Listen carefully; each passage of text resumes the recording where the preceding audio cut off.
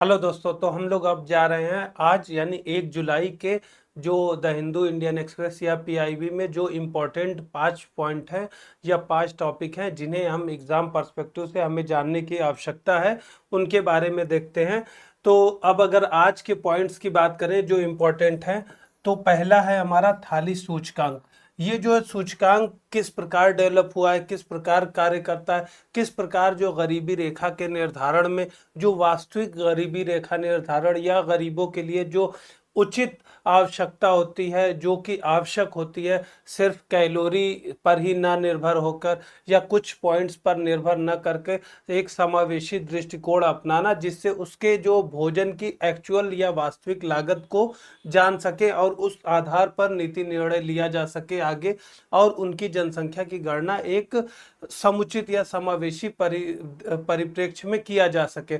तो अभी तक जो हमारे यहाँ जो गरीबी की गणना है या गरीबी जनसंख्या की गणना है, उनके आधार के साथ इसके बारे में इससे संबंधित सारे प्रोविजन को हम देखेंगे। साथ में सेकेंड टॉपिक जो है हम देखेंगे कि भारत का धर्मनिरपेक्ष संविधान। तो इसमें देखेंगे कि जिस प्रकार बहुत सालों से इस बात की डिमांड रही है, इवन इमरजेंसी के बाद से ही, कि जो आपातकाल के समय में समाजवाद या धर्मनिरपेक्ष ये सब शब्द जोड़े गए हैं, तो उन्हें निकालने की प्रस्तावना में इनकी ज़रूरत नहीं है।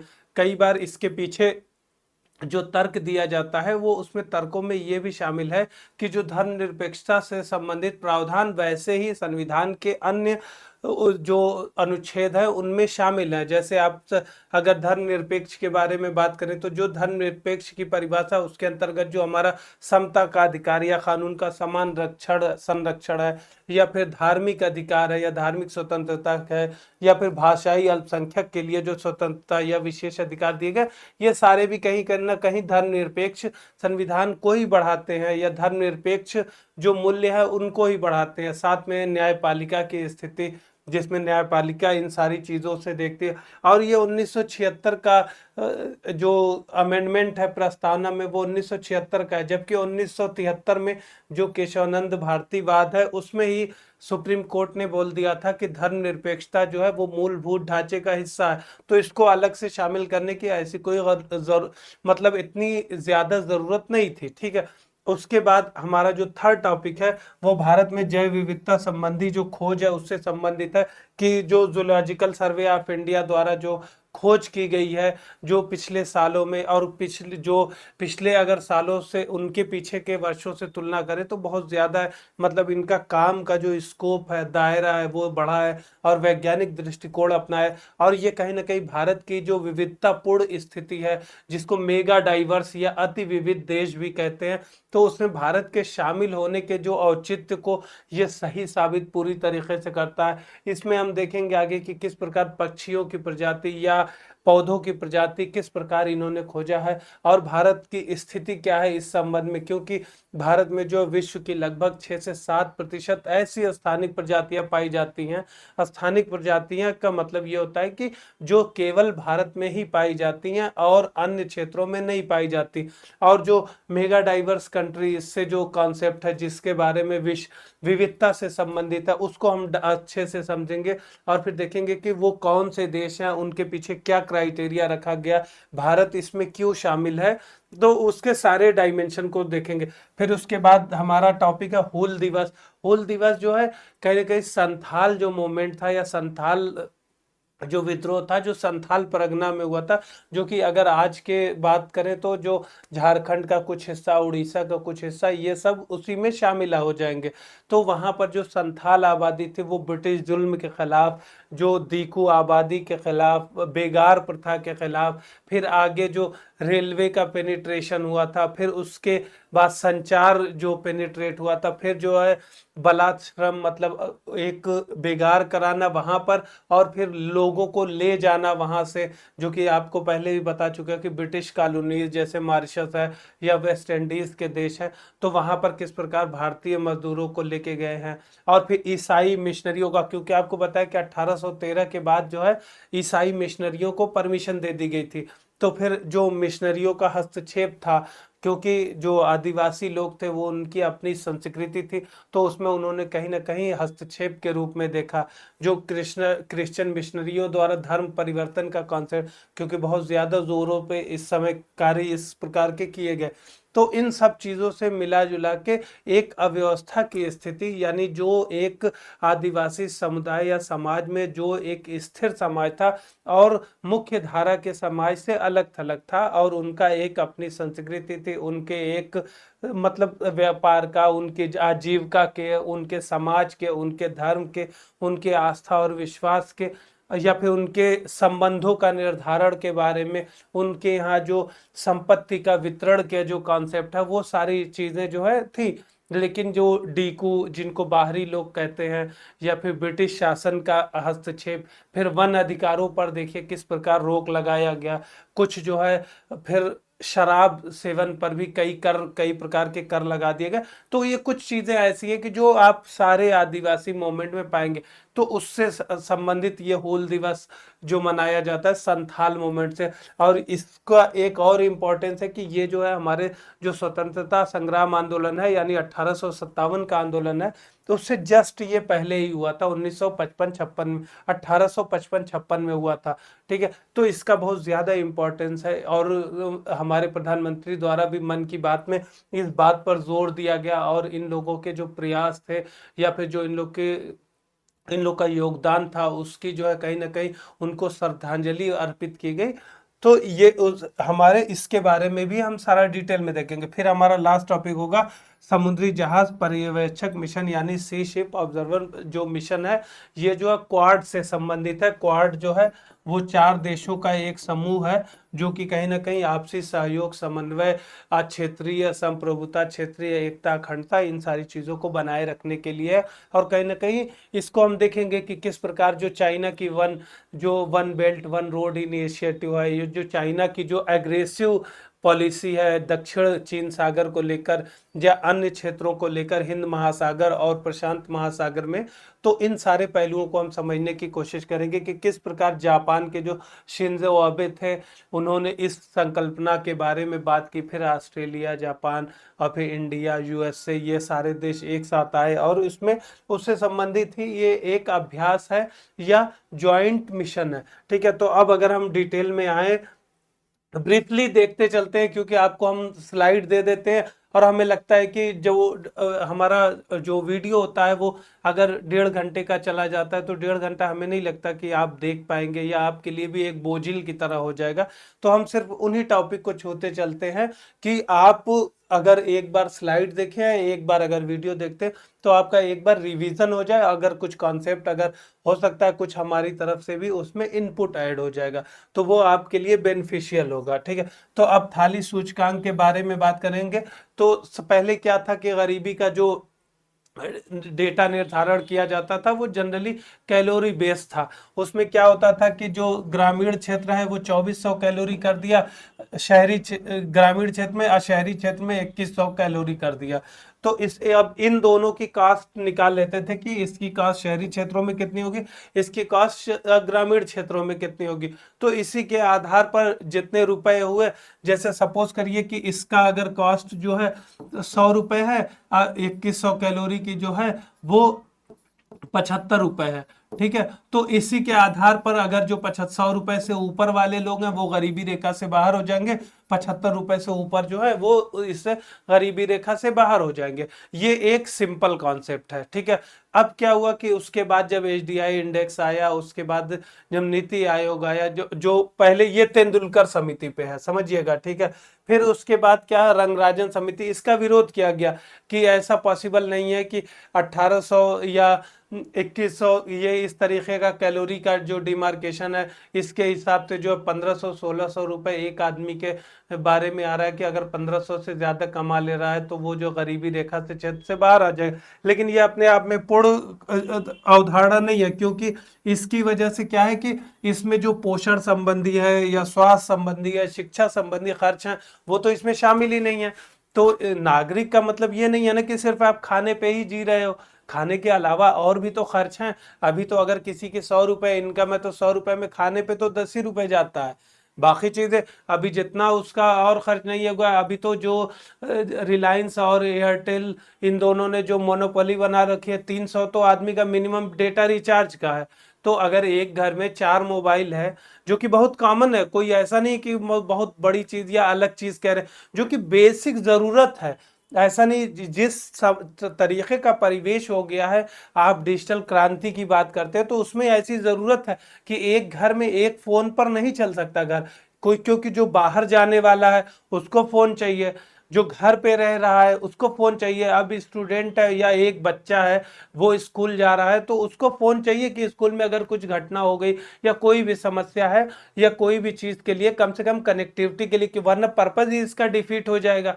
क्योंकि अभी देखा आप लोगों ने, लोग पढ़ाई भी इसी से कर रहे हैं कई, क्योंकि पढ़ाई में जो योगदान है उसमें डिजिटल क्रांति का बहुत अहम योगदान है।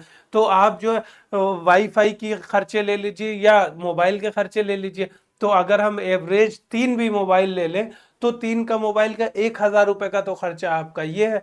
तो ये तो इसमें ऐड नहीं है। लेकिन अब कोई 1,000 का खर्चा ये सीधे सीधे आपको दिख रहा है। और ये हम उनकी बात कर रहे हैं कि अगर फैमिली में सिर्फ 3 मेंबर हैं, पति पत्नी और एक बेटा, हम बड़ी फैमिली की बात नहीं कर रहे हैं कि जिससे आपको कंफ्यूजन हो। तो ऐसे में बहुत बड़ी जनता है जो 10,000 में ही उनका गुजारा भत्ता चल रहा, खर्च चल रहा। अगर मान लीजिए इसको बढ़ा दें तो 10 से 15,000, अगर 15,000 में आ जाएंगे तो आपको लग रहा होगा ऐसे कि बहुत छोटा फिगर है, लेकिन इंडिया की जो 70% जनता इसमें आ जाएगी। 70% जनता का खर्च जो है 10 से 15,000 के बीच में ही उनके पास अवेलेबल रहता है पैसा खर्च करने के लिए। तो ऐसे में इनका जो 1,000 रुपए तो सीधे सीधे सिर्फ मोबाइल का आ गया, जो कि कहीं काउंट ही नहीं हो रहा।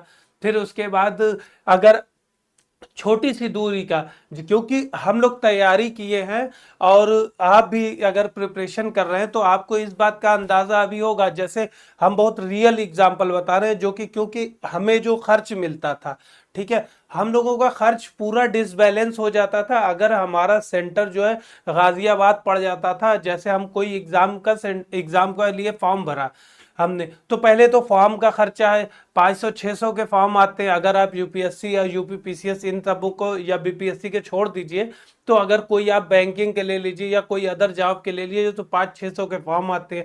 उसके बाद अगर आप गाजियाबाद जा रहे हैं, इंटीरियर में दे रखा है, तो आप तो कैब पकड़ेंगे या कोई अन्य सुविधा लेंगे। अगर यूपीपीसीएस में दे रहे हैं तो आपको हो सकता है कि आगरा सेंटर दे दे, मेरठ सेंटर दे दे, अलीगढ़ सेंटर दे दे, कहीं पर भी दे देता है। तो उसमें क्या होता है, बहुत ये कॉमन प्रॉब्लम बता रहे हैं कि लड़के के साथ लड़के को जो है 5,000-6,000 खर्च आ रहा है, उसको मन पूरा महीना उसी में काटना है। तो वो जो अलीगढ़ जाएगा या आगरा जाएगा, तो उसमें उसका 1,000 रुपए कितना भी कम करते करते बचाते 1,000 रुपए खर्च हो जाएगा।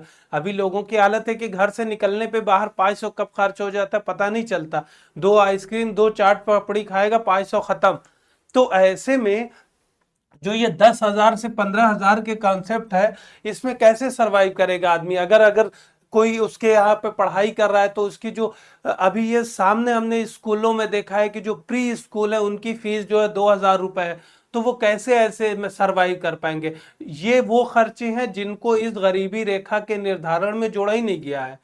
तो एक्चुअल फिगर में, मतलब एक्चुअल जो जिंदगी की जरूरत है वो सिर्फ खाने तक ही नहीं होती, खाने के अलावा जो खर्च है वो बहुत ज्यादा है। अभी इसीलिए जो स्ट्रगल फॉर सर्वाइवल है, तो जो स्ट्रगल फॉर सर्वाइवल है उसमें भोजन की आवश्यकता हट गई है। ऐसा नहीं कि भूख से मर रहे हैं, वो तो भूख से सब्सिडी वाले खाद्यान्न मिल जाएंगे जो उससे हम खा के पेट भर लेंगे, लेकिन अन्य जरूरतों का क्या करेंगे जो कि आवश्यक अब पहलू हो गई है। अब ऐसा नहीं है, पहले अभी लाइट के बिना रह लेते थे, लेकिन अभी एक लाइट जो बिजली है वो एक बेसिक बुनियादी वो हो गई है। अगर आप 2 लाइट एक पंखा या 2 पंखा अगर चलाने वाली एक फैमिली है तो उसके घर का 500 बिल मिनिमम आएगा ही आएगा। तो वो 500 कहाँ पर ऐड हो रहा है। 500 बिजली का बिल, 1,000 इंटरनेट का बिल, इस तो छोटे छोटे खर्चे अगर आप जोड़ेंगे तो आपको समझ में आएगा कि ये कब का ब्रीच हो गई है लिमिट। ठीक है, तो ये क्या है कि ये जो गरीबी का चक्र है ये चलता रहता है। और फिर अगर आप, मतलब ये एक डेटा बता रहे हैं, वो मुझे एग्जैक्ट रिपोर्ट याद नहीं आ रही है, लेकिन उसमें था कि जो भारत के 40% लगभग लगभग 40% जनसंख्या जो अमीर है या गरीबी रेखा में नहीं है, ठीक है, लेकिन अगर ये 40% आबादी में इनकी जो फैमिली है, इनके घर का अगर एक आदमी बीमार पड़ जा रहा है, सिर्फ सिर्फ एक आदमी बीमार पड़ जाता है और 2 से 3 दिन हॉस्पिटलाइज हो जाता है, या फिर कोई ऐसी मतलब उसको मतलब समस्या आती है जिसका जो निदान जो थोड़ा सा महंगा है, हम ये कैंसर की बात नहीं कर रहे हैं, हम छोटे मोटी ही बातों का, हाथ टूट जाए पैर टूट जाए उन्हीं की बात कर रहे हैं। तो अगर किसी का हाथ टूट टूट जाता है या पैर टूट जाता है, इस तरह छोटी सी बीमारी, अगर वायरल फीवर ही हो जाए, डेंगू ही सपोज करिए हो जाए, तो डेंगू पूछ के तो होता नहीं, डेंगू तो होने को यश चोपड़ा को हो गया जिसमें उनकी मृत्यु हो गई। तो डेंगू जैसा, तो इसके लिए तो कुछ गरीब और अमीर जैसा प्रावधान या देख के आ नहीं, गरीब इंसान तो और ज्यादा उससे वल्नरेबल है, और ज्यादा प्रभावित होने की संभावना है। तो ऐसे में 40% आबादी में अगर एक आदमी बीमार पड़ जा रहा है, ये अमीर आबादी जो सरकारी डेटा के हिसाब से अमीर है उनकी हम बात कर रहे हैं, गरीबों को तो छोड़ दीजिए, गरीबों की तो हालत कीड़ों मकोड़ों वाली है। लेकिन ये 40% जो बीपीएल कार्ड धारक नहीं है, इनके घर का अगर कोई एक आदमी बीमार पड़ जाता है तो ये गरीबी रेखा के अंदर चले आते हैं। क्योंकि अब ऐसी हालत है कि आप जो है छोटे मोटे खर्चे में, अभी आप डेंगू के किसी को मरीज को कोई हॉस्पिटल में लेके जाइए, हॉस्पिटलाइज करिए, तो वहां से 40 से 50 हजार कब आपके चले जाएंगे, क्योंकि कहीं ना कहीं सारी जगह प्राइवेटाइजेशन है। अब डेंगू में सीरियस मरीज है, उसको आप सरकारी में लेके गए, तब तो आप लाश ही लेके निकलेंगे, बहुत कम चांस है कि आप उसको जिंदा लेके निकले, क्योंकि वो खुद ही ओवरलोडेड है। वहां पर भी उनकी किसी की गलती नहीं है, लेकिन वहां पर जो है, जो कैपेसिटी है उससे ज्यादा मरीज ऑलरेडी है। एम्स में कितने लोग, आप कभी डेटा देखिएगा जो सामने नहीं आता, एम्स में जो हजारों लोग उसके इमरजेंसी वार्ड में दम तोड़ देते हैं।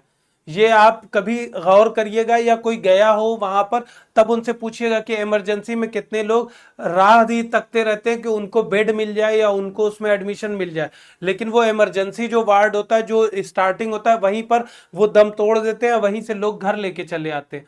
तो हालत है ये, जो गरीबी का डेटा आता है कि अब सिर्फ जो अभी अभी रिसेंट, हम ये बातें सिर्फ आपको इसलिए बता रहे हैं कि अभी रिसेंट में ही डेटा आया था कि सिर्फ आप जो है भारत में 5% लोग ही गरीब है। तो वो जो गरीब है उनको तो आप छोड़ दीजिए, उनकी तो हालत ऐसी है कि वो सच में अगले टाइम के खाने का नहीं है, न उनको नौकरी की सुरक्षा है, न उनको खाने की सुरक्षा है, न उनको जीवन यापन की सुरक्षा है। आप जिस मनरेगा की बात कर रहे हैं या आप जिस एलपीजी स्कीम की बात कर रहे हैं, इसमें क्या करते हैं प्रधान, मनरेगा के नाम पे काम तो होता नहीं, जो काम होता है वो जो 10% 20% होता है। मनरेगा के नाम पर प्रधान जो है 5,000 रुपए देता है, 5,000 में से वो 4,000 खुद लेता है, वो 1,000 रुपए देता है उसको। तो सरकारी आंकड़ों के हिसाब से तो उसके इंसान, उस इंसान के पास जो है 5,000 गया, लेकिन एक्चुअल में उसके पास 1,000 गया, वो भी एक तरह से कमीशन की तरह। अगर आप इसको लार्जर पर्सपेक्टिव में समझे तो वो मनरेगा के नाम पे जो काम करने वाला है वो म्यूल अकाउंट का काम कर रहा है। अगर हम इसको मतलब हम ओपन मतलब पर्सपेक्टिव से बता रहे हैं, अगर आप दिमाग खोल के चीजों को सोचें तो वो एक तरह से म्यूल अकाउंट का काम कर रहा है, जो कि जो ग्राम प्रधान को सर्विस दे रहा है, या जो बीडीओ ब्लॉक का या जो अधिकारी है वो सर्विस दे रहा है, क्योंकि पैसा सरकार से आ रहा है, और वो एज अ म्यूल अकाउंट काम करने के लिए अपना जो कमीशन जो है 1,000 रुपए रख रहा है, 500 रुपए रख रहा है, अब बाकी के पैसे जो है प्रधान अब बीडीओ ले रहे हैं। तो उसको एक्चुअल में फायदा क्या है, क्योंकि सोशल ऑडिट नहीं होती इसकी, इस प्रकार मॉनिटरिंग एजेंसी नहीं है। अभी आप देखिए नल मिशन के, जो नल मिशन इतना चला है कि जल नल मिशन, जिसमें जो है घरों पर जल के नल के थ्रू जो है जल पहुंचाया जाए, जिससे या पानी की सुविधा पहुंचाई जाए जो पीने योग्य हो। अगर आप किसी गांव में जाके देखिएगा, नल के नाम पे सिर्फ पाइप लगा दिया, वो पाइप कहाँ से आया कहाँ से गया है कुछ नहीं पता है, पानी तो दूर की बात है, वो पता लगेगा आपको 2 मीटर पहले ही खोद के डाल दिया है और वहां से निकाल दिया है, सिर्फ एक ऊंचा सा पाइप। तो वो चीजें क्या है, एक्चुअल में कितना इंप्लीमेंट हो रही है, ग्राउंड पे कितने इंप्लीमेंट हो रही है, अब मॉनिटरिंग एजेंसी कितनी फास्ट है। होता क्या है कि हर जगह जो चेक एंड बैलेंसेस वाली अभी सुविधा उतनी उत्पन्न नहीं है। तो बात यहाँ गरीबी की है। तो जो डेटा एकत्र किए जाते हैं वो गांव के या शहर के किसी एक चाय की दुकान पे या गांव के चौक पे बैठ के जो डेटा आप कलेक्ट करते हैं या डेटा कलेक्ट करने वाली मशीनरी काम करती है, उससे आप एक्चुअल डेटा पर नहीं पहुंच सकते या एक्चुअल डेटा की स्थिति पर नहीं पहुंच सकते। जैसे ये सारे आपको एग्जाम्पल दिए कि कोई भी नॉर्मल इंसान की फैमिली में 10 से 15 हजार 20 हजार कहाँ पहुंच जाएगा, अभी इस महंगाई के दौर में वो पता नहीं है। खाने की बात जो है वो अलग है, ये चीज ध्यान में रखिएगा। अगर आप कभी एग्जाम में खास तौर से जब एस्से लिखते हैं या फिर अगर कभी इंटरव्यू की बात आती है, क्योंकि आपको ग्राउंड रियलिटी, चाहे आप उसको अप्लाई करें चाहे न करें, लेकिन आपको जानना जरूरी होता है। जैसे कि एक कोटेशन है कि ये चाणक्य ने भी कहा था और फिर ये कई वेस्टर्न फिलोसफर भी द्वारा किया कहा गया कि आप करप्शन करें या न करें, इस बात से फर्क नहीं पड़ता, लेकिन एक अच्छे एडमिनिस्ट्रेटर होने के लिए आपको ये पता होना चाहिए कि करप्शन किस तरीके से किया जा सकता है। क्योंकि अगर आपको ये नहीं पता होगा कि करप्शन किया किस तरीके से जा सकता है, तो आप उस चीज को कैसे दूर करेंगे। इसीलिए आपने देखा होगा कि जो टेस्टिंग होता है या फिर किसी चीज को जो रिव्यू होता है, रिव्यू करने वाले या क्रिटिसाइज करने वाले, उनकी सबसे ज्यादा सैलरी होती है। अब आईटी सॉफ्टवेयर की बात करेंगे तो जो सॉफ्टवेयर को कोड को जो ब्रेक करता है या जो हैक करता है, जो जिसको हम इथिकल हैकर कहते हैं, उनकी सैलरी सबसे ज्यादा होती है। उसके पीछे वही वजह है कि जो इंसान तोड़ सकता है वो कहीं ना कहीं उसका लूप होल दिखा रहा है। उसी प्रकार एडमिनिस्ट्रेशन में सबसे एक अच्छा एडमिनिस्ट्रेटर होने के लिए या एक अच्छा प्रशासक होने के लिए आपको उन पहलुओं को जरूर जानना है जहां से करप्शन हो रहा है या जहां से समाज में अव्यवस्था उत्पन्न की जा सकती है। जिन पहलुओं के आधार पर अगर आप उसको जानेंगे तो उससे संबंधित समस्याओं को या उससे संबंधित सभी पहलुओं को आप संबोधित या एड्रेस अच्छे तरीके से और इफेक्टिव तरीके से कर पाएंगे। तो ये सारे डेटा है जो एनएसओ द्वारा कलेक्ट किया जाता था पहले। ठीक है, तो अब जो है इसको और ज्यादा डाइवर्सिफाई कर रहे हैं। तो ये वही चीजें इसके बारे में बात क्यों कर रहे हैं, क्योंकि जो थाली की एक्चुअल लागत को निकालने के लिए जो सारे कार्य किए जा रहे हैं, और कार्य किए जाने का मतलब आपको अगर पिछला बैकग्राउंड याद है कि कैलोरी सेवन पे या जो भौतिक आवश्यकताओं को या खाद्य आवश्यकताओं के आधार पर किया जा रहा है, तो आपका एक बेसिक जो रैशनल दिमाग होगा वही आप निकालेगा कि किन किन चीजों की गरीबी रेखा के निर्धारण में जरूरत होगी। तो आप अपने आप उन पॉइंट्स को जान जाएंगे जिन पॉइंट्स को गवर्नमेंट या सरकार आगे अपनी रणनीतियों में ऐड करेगी। ठीक है, एक यूपीएससी एस्पिरेंट का मतलब यही ये होता है कि आपको हर चीज किताब में ना देखनी पड़े, कुछ चीजें आप रैशनल तरीके से सोचें। और अगर आप भी वही काम कर रहे हैं कि हर चीज किताब में खोज रहे हैं, हर चीज हेडलाइन में खोज रहे हैं, या फिर आप अगर कॉन्सेप्चुअल क्लैरिटी में आप धोखा खा रहे हैं, उन चीज को नहीं समझ पा रहे हैं और डेटा पर बहस कर रहे हैं, तो सिंपल सी बात है कि आप कहीं ना कहीं सही से तैयारी नहीं कर रहे हैं। ठीक है, तो कुछ चीजें जो है अपने से निकाल लिया करिए, तो उससे आपको मेंस में लिखने की हैबिट डेवलप हो जाएगी और आप अच्छा आंसर लिख पाएंगे। ठीक है, तो जो पारंपरिक गरीबी मानदंड थे उन पर प्रश्न किया गया, तो वही चीज जिसकी बात कैलोरी सेवन और शारीरिक आवश्यकताओं पर गरीबी की माप की गई, उसको जो है हटाकर बोला गया कि वास्तविक जीवन के जो अभाव हैं उनको जो है मतलब एड्रेस किया जाए या उनको शामिल किया जाए। अब थाली सूचकांक का परिचय, इसमें क्या करेंगे, इसमें उन सारी चीजों को ऐड करेंगे जो पहले जो है नहीं थी। जैसे कि जीवन लागत की जो स्पष्ट तस्वीर है उन चीजों को शामिल करना, उपभोग पैटर्न और जो कीमतें हैं उनका क्षेत्रीय आधार पर निर्धारण करना, क्षेत्र विशिष्ट जो संकेतक है उनका प्रयोग करना, रियलिस्टिक करना, रिलीवेंट चीजों को ऐड करना। ठीक है, इस प्रकार फिर नीति एवं सब्सिडी की पारंगत जो प्रासंगिकता है उसके बारे में भी एक जो व्यवहारिक दृष्टिकोण अपनाने की अब बात की गई, जिससे जो एक्चुअल में समावेशी विकास हो सके, तो इन चीजों की बात की गई। और सब्सिडी के बारे में कोई भी डिसीजन लेने से पहले जो एक क्यूमुलेटिव अप्रोच अपनाए जिसमें जो है सबको कहीं ना कहीं फायदा हो। इसी से एक इंपॉर्टेंट टर्म होता है पीपीपी, परचेजिंग पावर पैरिटी, इसको समझ लीजिएगा ठीक है, कभी बता देंगे, अभी बताएंगे तो ऑलरेडी फिर जो है लेक्चर जो है लंबा हो जाएगा। पीपीपी जो है वो क्रय क्षमता पर आधारित होता है, ये वैश्विक स्तर पर यूज किया जाता है। तो ज्यादातर डेटा क्योंकि पीपीपी पर निकाले जाते हैं, तो इसलिए हमें जो है सारी चीजें हरी भरी दिखती हैं, एक्चुअल चीजें अलग होती है, क्योंकि चीजें जो है विनिमय जो एक्चुअल में मार्केट की डिमांड और सप्लाई पर बेस्ड होती हैं। तो ये पीपीपी से अलग डेटा निकल के आता है। और जो अब जैसे कि हम इस वर्ड का इस्तेमाल इसलिए किए कि जो वर्ल्ड बैंक था पहले $1 था वर्ल्ड बैंक का, अभी जो है $3 कर दिया है। ठीक है, जो $3 का कॉन्सेप्ट लेके आया है कि $3 मिनिमम जो है कमाने वाला पर पर्सन जो $3 उसकी आवश्यकता है बेसिक। तो ये $3 के भी कॉन्सेप्ट है कि अगर ये $3 को अगर पीपीपी पर लेंगे तो अप्रोक्सीमेट जो है 20-25 रुपए चल रहा होगा पीपीपी पर। तो 20-25 के हिसाब से जो है बहुत आएगा कि 60 से 70-80 रुपए मान लीजिए। ठीक है, लेकिन क्या एक्चुअल में आप $3 आपको 80 रुपए में मिल जाएगा? एक्चुअल में तो डॉलर की 86 रुपए चल रही है ना।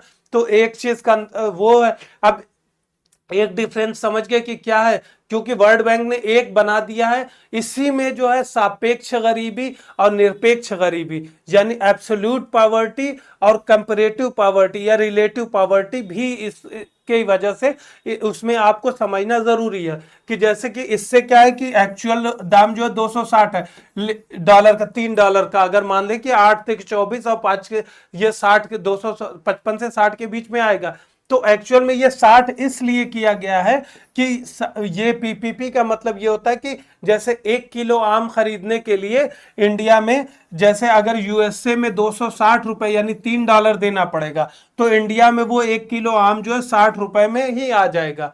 ठीक है, यानी क्रय शक्ति समता इसको कहते हैं। तो जो सामान जैसे एक फ्रिज हो या एक टीवी को जो पे करने के लिए वहां पर अगर $3 देना पड़ रहा है, तो इंडिया में जो है वो चीज जो है 60 रुपए में ही आ जाएगी। तो दोनों के बीच में जो बैलेंस बनाया जाता है या दोनों के बीच में रिलेशन का निर्धारण किया जाता है उसको बोलते हैं पीपीपी या परचेजिंग पावर पैरिटी।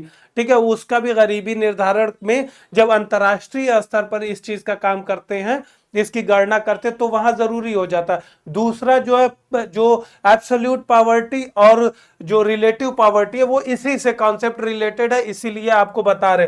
तो एब्सोल्यूट पॉवर्टी की बात करें या जो एब्सोल्यूट पॉवर्टी जिसको बोलते हैं, उसमें क्या होता है कि जैसे कि अब ये $3 बोल दिया, ठीक है कि $3 है। अब $3 से जो भी ऊपर है, जो भी ऊपर है वो जो है वो गरीबी रेखा के बाहर है। ठीक है, वो $3 से जो भी नीचे है वो गरीबी रेखा से नीचे है। उसी तरह आप समझिएगा कि आप बोर्ड के एग्जाम में जैसे 33% से ऊपर जिसके है वो सब पास है। ठीक है, और 33% से कम जो है वो सब गरीब है। तो ये क्या है, एब्सोल्यूट पॉवर्टी कहे जाते हैं कि एक फिक्स लाइन खींच दी गई, उसके ऊपर चाहे सारे के सारे हो जाए, 100 के 100 लोग हो जाए, अगर उसके नीचे जो है 100 के 100 लोग आ जाते हैं तो 100 सब गरीब हो जाएंगे। ठीक है, ये होती है एब्सोल्यूट गरीबी या निरपेक्ष गरीबी। ठीक है, दूसरी क्या होती है, सापेक्ष गरीबी या जो है उसको रिलेटिव पॉवर्टी बोलते हैं। अब रिलेटिव पॉवर्टी जैसे वर्ड से ही डिफाइन, इसको समझ लीजिए क्योंकि एग्जाम में डायरेक्ट पूछ देता है कभी कभी। ये हम इस चीज को समझने के लिए आपको बस बता रहे। तो रिलेटिव पॉवर्टी में क्या होता है कि जैसे क्या है कि अगर दोनों लोग जंगल में ही रह रहे हैं, ठीक है, कोई ऐसे क्षेत्र में है कि दोनों लोग किसानी कर रहे हैं और फिर सब चीजें है, सब बराबर है। ठीक है, फिर उस गांव का कोई एक आदमी शहर जाता है और कमा के लाता है, पैसा ज्यादा लाता है, वो अपना घर बना लेता है, बड़ा सा आलीशान घर बना लेता है, टीवी खरीद लेता है, फ्रिज खरीद लेता है, गाड़ी ले लेता है। तो अभी तक तो समान थे ये लोग, दोनों लोग। अब क्या हो गया, अपने आप गरीब हो गए। दूसरा आदमी तो गरीब हो गया, लेकिन एक्चुअल में वो दूसरा अभी तक तो समान था, लेकिन उसकी स्थिति में तो कोई परिवर्तन नहीं हुआ ना। उसकी ऐसा तो नहीं है कि कमी, जो पहले आज से साल भर पहले कमा रहा था जो 1,000 रुपए, वो अभी भी 1,000 रुपए कमा रहा है। लेकिन वो क्यों गरीब हो गया, क्योंकि जो उसके साथ वाला कल तक 1,000 कमा रहा था, अब वो जो है 10,000 कमा रहा है। वो जो है अपनी शिक्षा के लिए जो है अच्छी शिक्षा प्राप्त करने में कैपेबल है, अच्छी सुख सुविधाओं के लिए कैपेबल है। तो अब क्या है कि इसके में और इसके में दोनों में जब कंपेयर किया जाएगा या तुलना किया जाएगा, तो एक उस स्थिति का निर्धारण किया जाएगा कि कुछ लोगों के पास कितनी चीजें जो बेसिक है वो होनी चाहिए उस परिवेश में एक अच्छा जीवन व्यतीत करने के लिए। ये क्या है कि क्षेत्र स्तर पर हो सकती है, राज्य स्तर पर हो सकती है, देश स्तर पर हो सकती है। ये जो होती है वहां पर जो क्रय शक्ति होती है और उसकी मांग के आधार पर और जरूरतों के आधार पर ये निर्धारित होती है। ये जो है क्षमता से सीधे सीधे जुड़ी होती है। तो इसमें क्या होता है, सापेक्ष गरीबी का मतलब ये होता है किसी एक दूसरे से जब तुलना करके चीजें निर्धारण की जाती है तो उसको सापेक्ष गरीबी किया कहा जाता है।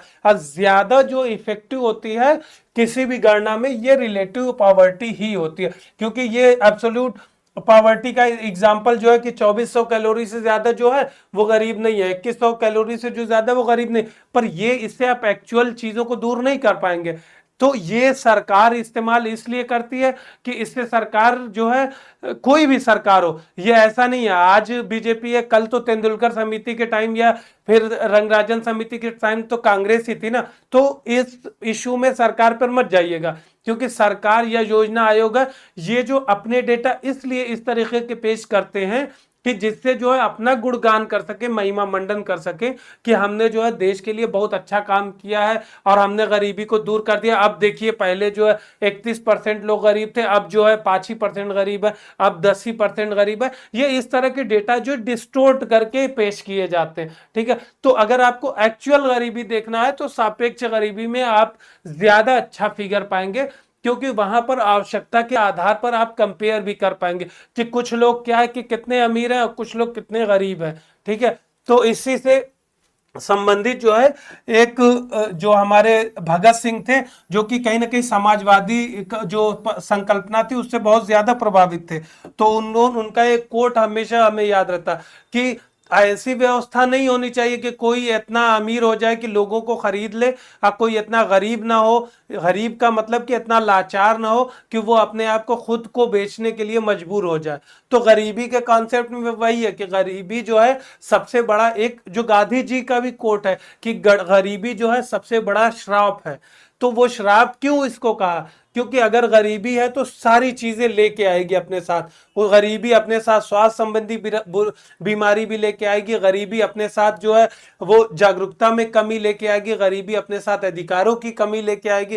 गरीबी आपको मतलब कोई भी इंसान अगर गरीब होता है तो वही समझ सकता है कि उसके जो कितने जो असर है उसका या उसका प्रभाव है वो मल्टी फैसेट होता है, मतलब कई तरफ से होता है। जो दिखता है एक तरफ से कि खाना, क्योंकि दूसरा क्या है कि अपने नजर से देखता है तो उसको लगता है कि सिर्फ भोजन की पूर्ति हो रही है या ये है घर है इनके पास तो इससे पूरा, लेकिन एक्चुअल में जो गरीबी होती है वो सापेक्ष रूप में होती है। और गरीबी जो है, गरीबी के कई चेहरे हैं, तो उस चीज को समझिएगा। तो सरकार जो है काम कर रही है, लेकिन जो है इसमें जो इस तरीके के कॉन्सेप्ट है इन्हें जानिएगा कि पीपीपी क्या है, फिर ये गरीबी के संबंध में कौन कौन सी परिभाषाएं यूज करती हैं। तो इन चीजों को याद रखिएगा। अब भारत में गरीबी से संबंधित माप के बारे में बात करें तो वही चीज है कि यहाँ पे पहले जो है कैलोरी आधारित थी, जो तेंदुलकर समिति थी वो 2009 में, फिर रंगराजन समिति 2014 में। पहले तेंदुलकर समिति द्वारा जो कैलोरी की थी आधारित, रंगराजन में उसी चीजों में कुछ चीजें शिक्षा स्वास्थ्य जैसी सुविधाओं को जोड़ दिया।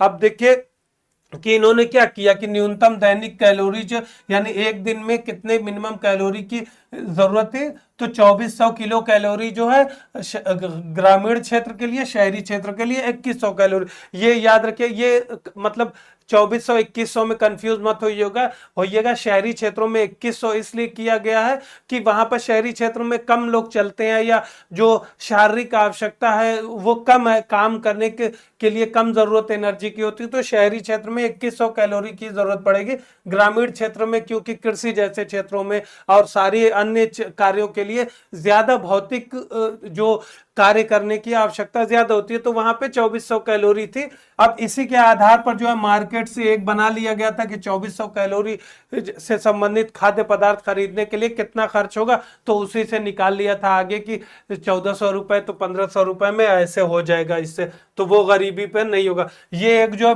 टोटली जो है शारीरिक दृष्टिकोण था। फिर उसके बाद क्या है कि जिसमें जो उपभोग व्यय सर्वेक्षण भी इसी से संबंधित है। इसी के आधार पर एनएसएसओ जो है इस किस चीज की गणना करता था? गरीबी अनुपात, उपभोग पैटर्न और आर्थिक असमानताओं के लिए ये काम करते थे। ठीक है, फिर आगे जो जैसे हम बात करें कि जो stunted child, wasted child, obese, ये ऐसी जो समस्याएं सामने आ रही हैं पोषण संबंधी, तो इन्हीं सारी चीजों को दूर करने के लिए अगर आप लिख सकते हैं एग्जाम में, राष्ट्रीय खाद्य सुरक्षा मिशन है, फिर स्कूल्स में देखिए मिड डे मील का कॉन्सेप्ट है, फिर स्वच्छ ईंधन के लिए भी जो है हमारा कि एलपीजी जो चलाई जा रही है सब्सिडाइज, फिर पोषण से संबंधी आवश्यकता के लिए राष्ट्रीय पोषण अभियान भी बहुत मतलब ज्यादा तेजी से चला गया, जिसमें फोर्टिफाइड बीज का भी या फोर्टिफाइड सीड का भी कॉन्सेप्ट किया गया कि जिससे जो खाद्यान्न है उसमें ही आवश्यक जो मिनरल्स हैं उनका समावेश किया जाए, जिससे जो विटामिन या प्रोटीन जैसी आवश्यकताओं को मतलब उनको पूर्ति किया जा सके। ठीक है, तो इसी से रिलेटेड ये सब कॉन्सेप्ट है। इसमें क्या है, बहुआयामी दृष्टिकोण अपनाया गया, शिक्षा, स्वास्थ्य, जीवन स्तर,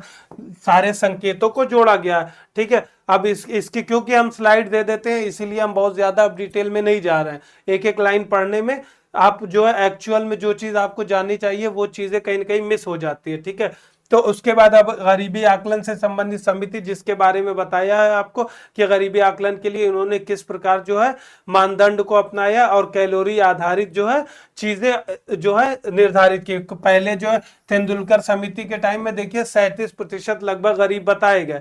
ठीक है, ऐसे में ये हालत थी, अगर एक्चुअल में गरीबी की गणना करने लगेंगे तो भारत के जो है 70% लोग गरीबी क्षेत्र में ही आ जाएंगे, क्योंकि देखिए कि 2011-12 में शहरी क्षेत्रों में 33 रुपए प्रतिदिन इन्होंने निर्धारित किया था। क्या आपको लगता है 33 रुपए में खाना खा पाएगा आदमी? अगर रोज जो है चाट पकौड़ी या जो आपको देखिए मिल जाता है, ऐसा नहीं है, ठेले पे आप जाते हैं, हम भी खाए हैं, तो ठेले पे 10-15 दिन में 10-15 रुपए में कुछ ऐसी चीज मिल जाती है जिससे व्यक्ति पेट भर जाए, लेकिन उसको हम जिंदगी भर तो नहीं खा सकते ना, क्योंकि आप डेटा तो पूरे साल का निकाल रहे हैं कि पूरे साल इतने में 33 रुपए में खा रहा है, तो 33 रुपए में खाने के बाद क्या है कि और चीजें जरूरतें तो नहीं हो जाती ना, कि हम सुबह में चले गए 15 रुपए का खा लिए, शाम में खा लिए 15 रुपए का, उसके बाद पूरे दिन क्या करें, भूखे ही रहे, तो जो गरीबी थोड़ी नहीं कहा जाएगा, उसको बोला जाएगा कि दुनिया पर ही एक तरह से बोझ के रूप में है।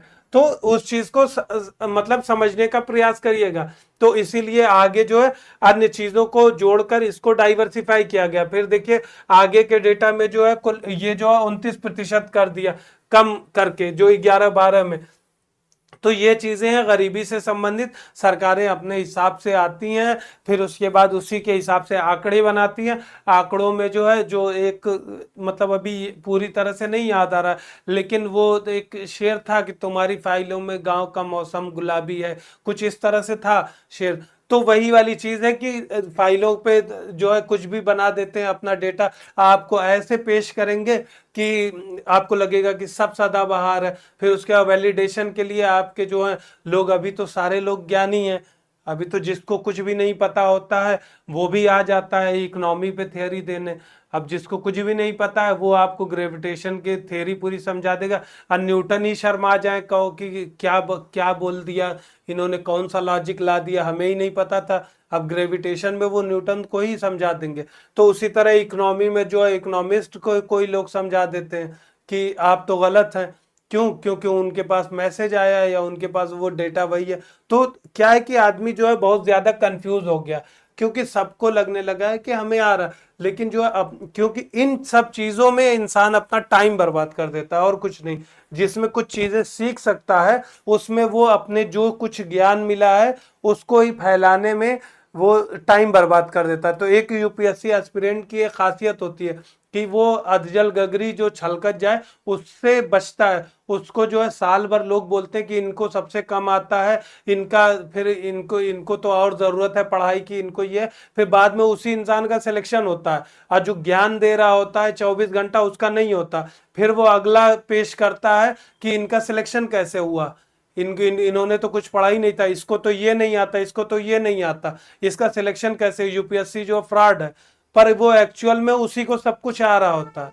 आप फ्रॉड में चल रहे थे, तो इन चीजों से बचिएगा कि आपको जो नॉलेज हो रही है उसको पेपर में शामिल करने का और उसको और ज्यादा डाइवर्सिफाई करने का और उसको वैलिडेट, मतलब कि वो कितने हद तक सही है कितने हद तक गलत है, उन सारे पहलुओं को, क्योंकि ज्यादातर क्वेश्चन इसीलिए क्रिटिकली एग्जामाइन करने के लिए या एलोबरेट करने के लिए या जस्टिफिकेशन के लिए आते हैं, तो उन पहलुओं को समझिएगा। ठीक है, अब नेक्स्ट टॉपिक पर आते हैं, भारत के धर्मनिरपेक्षता से संबंधित प्रावधान को लेकर जो बहस चल रही है। ठीक है, तो जैसा बता दिया कि 42वें संविधान संशोधन के तहत धर्मनिरपेक्ष और समाजवादी शब्द को जोड़ा गया, इसमें अखंडता भी जोड़ा गया था। ठीक है, कभी कभी पूछ देता है कि कौन कौन से वर्ड जोड़े गए थे। अब ये आपातकाल के टाइम में, इंदिरा गांधी के टाइम में जोड़ा गया था। ठीक है, फिर उसके बाद धर्मनिरपेक्षता का कॉन्सेप्ट आपको पहले ही बता दें कि धर्मनिरपेक्षता का जो भारत में कॉन्सेप्ट है, पश्चिमी विचारधारा के तहत या वेस्टर्न कॉन्सेप्ट जो है पश्चिम में, यह है कि कठोर अलगाव के यानी सख्त अलगाव के बारे में बात की गई है, जहां पर राज्य का कोई धर्म नहीं होता और राज्य धार्मिक जो कोई भी क्रिया पद्धति है या कोई धार्मिक कार्य है या धार्मिक कोई भी चीज है, उसमें जो है अपना जो है उससे शामिल नहीं होता और पूर्णतः अलगाव पर रहता है कि धार्मिक मामलों में कोई भी इंटरफेयर नहीं करता। लेकिन भारत में उसका जो है सकारात्मक, वो एक नकारात्मक अप्रोच है, लेकिन भारत में सकारात्मक दृष्टिकोण को अपनाया गया कि भारत में भी इस चीज को तो माना गया कि भारत में सरकार का या जो प्रशासन का उसका कोई धर्म नहीं होगा, लेकिन यहां पर समन्वय और बंधुत्व की भावना को बढ़ाते हुए सरकार सभी धर्मों को, सभी समुदायों को, सभी चीजों को जो है बराबर रूप से जो है उन्नति की ओर बढ़ाने या विकास के कार्यों में आगे ले जाने के लिए बराबर रूप से भागीदारी उसमें सुनिश्चित करेगी। और साथ ही दूसरा यह है कि कुछ ऐसी प्रथाएं जो कि सामाजिक दृष्टिकोण से जो मतलब गलत होंगी या फिर किसी के लिए, किसी व्यक्ति के लिए प्रतिकूल होंगी, तो ऐसी प्रथाओं को समाप्त करेगी, उसके लिए इंटरफेयर भी कर सकती है। जैसे कि आप कह सकते हैं कि अस्पृश्यता से संबंधित जो अनटचेबिलिटी की प्रथा को समाप्त किया, वो कहीं ना कहीं शामिल हुई, या फिर ट्रिपल तलाक से संबंधित जो मुद्दा है, या फिर मंदिर में प्रवेश से संबंधित मुद्दा है, तो यहाँ पे देखा कि सरकार ने जो है अपनी भागीदारी सुनिश्चित की कि जिससे अधिकारों का लोगों के संरक्षण हो, लेकिन धर्म के मामले में सबको बराबर नजर से देखती है। जैसे आपको पहले ही बता चुके कि भारत सरकार अगर केदारनाथ जो यात्रा है उसको सब्सिडी दे रही है, कांवड़ यात्रा को प्रमोट कर रही है, तो हज हाउस भी हर जगह बना रखा है भारत सरकार ने, हज हाउस बहुत बड़े बड़े आलीशान बना रखे, फिर साथ में उसके बाद हज सब्सिडी भी प्रदान कर रही है। तो ये सरकार जो है सभी धर्मों को समान रूप से जो है कार्य करती है और सरकार जो है इस कार्य में एक नजर का इस्तेमाल करती है। जबकि भारत में जो अभी हालिया मुद्दे चल रहे हैं उसमें उसी बात को कहा गया कि ऑलरेडी जो है ये सारे प्रावधान जो है संविधान में शामिल है। जैसे कि आपको पहले ही बता दिया कि 14 में जो है अवसर की जो समानता का अधिकार है, जिसमें रूल ऑफ लॉ यानी कानून के समझ समानता या कानून का समान संरक्षण जैसे प्रावधान है। अनुच्छेद 15 में जो अवसर की समानता है या कोई भी विभेद से इनकार, जिसमें जो धर्म, जाति, लिंग, मूल, वंश, निवास स्थान, इस आधार पर कोई भी भेदभाव से रुकावट है।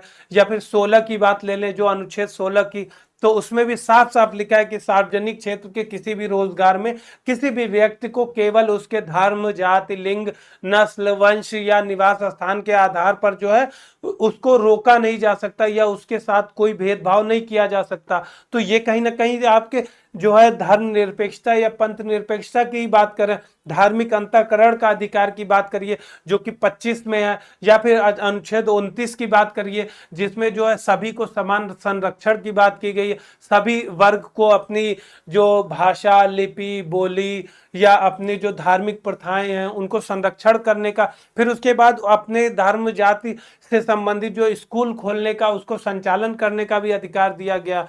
साथ में आप देखेंगे आगे तो 351 पे अगर आएंगे, आर्टिकल 351 पे, तो वहां पर एक इससे संबंधित एक विशेष अधिकारी का भी प्रावधान किया गया।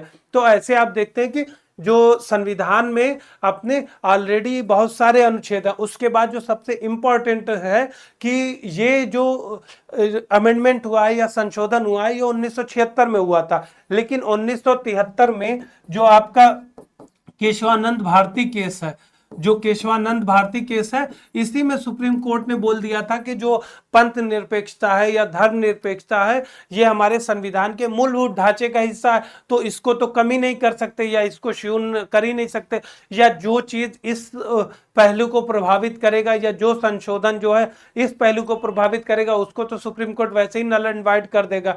जैसा कि आपने देखा कि आगे एसआर बोम्मई केस में भी बोला, मतलब एक तरह से पुष्ट की उस अवधारणा की कि धर्मनिरपेक्षता एक जो है बुनियादी जो मतलब बुनियादी तत्व है ये जो संविधान के जो आवश्यक पहलुओं में, क्योंकि ये एसआर बोम्मई जो है कहीं ना कहीं बाबरी मस्जिद का जो कांड हुआ था, या जो बाबरी मस्जिद के बाद पहले जो दंगे हुए, फिर उसके बाद कई राज्य सरकारों की भूमिका के चलते वहां पे राज्य सरकार में वहां राष्ट्रपति शासन लगाया गया, तो उस कॉन्टेक्स्ट में सुप्रीम कोर्ट ने फिर से ये बात बोली कि धर्मनिरपेक्षता जो है एक मूलभूत ढांचे का हिस्सा है, तो उसको ऐसे में प्रस्तावना में जरूरत नहीं थी। लेकिन प्रस्तावना में क्योंकि 42 में जो है सारी चीजें जोड़ी गई, लेकिन जब अनुच्छेद 44 लेके आए जो जनता दल सरकार लाई थी, तो उसने ज्यादातर प्रावधानों को समाप्त कर दिया था, उसके जो प्रतिकूल स्थितियों वाले थे।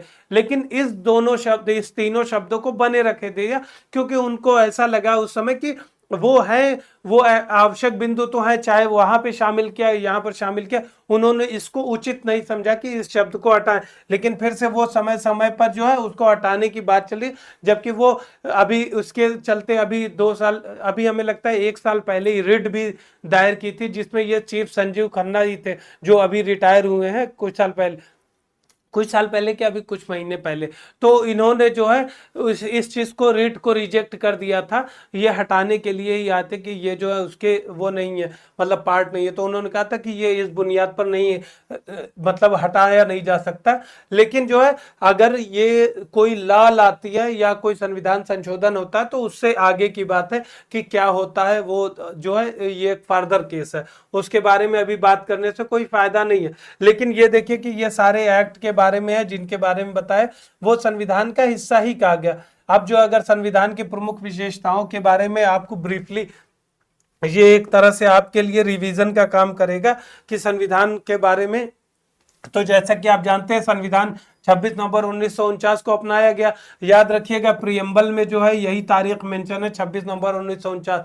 कभी आप गलती से 26 जनवरी 1950 मत समझ लीजिएगा, क्योंकि प्रस्तावना में जो हम भारत के लोग लिखा स्टार्ट होता है, अब अपने आप को आत्मसात करते हैं इसमें जो, या अपने ऊपर लागू करते हैं, तो उसमें 26 नवंबर 1949 है। 26 जनवरी 1950 को इसलिए मनाते हैं क्योंकि जो पूर्ण स्वराज की कॉन्सेप्ट था या पूर्ण स्वराज की जो अभियान था 1930 में, तो वो जो है 26 जनवरी को ही मनाया गया था भारतीय राष्ट्रीय कांग्रेस के आंदोलन के समय। ठीक है, तो ये जो है इसका जो अगर मुख्य विशेषताओं के बारे में बताएं संविधान की, तो सबसे बड़ा लिखित संविधान है।